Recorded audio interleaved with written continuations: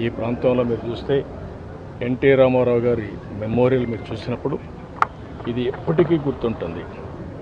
తెలుగువారు ఎక్కడున్నా, భారతీయుడు ఎక్కడున్నా గర్వపడే విధంగా ఎన్టీ రామారావు గారు స్ఫూర్తినిస్తూనే ఉంటారు.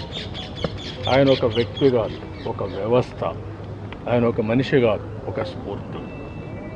ఈ స్ఫూర్తి ఎవరెవరు ఎంత తీసుకోగలుగుతారో అంత ఉపయోగపడే పరిస్థితి వస్తుంది. ఒకే విషయం చెప్తున్నా, తెలుగు జాతి ఉన్నంత వరకు ఎన్టీ రామారావు గారు తెలుగువారి గుండెల్లో శాశ్వతంగా ఉంటారు.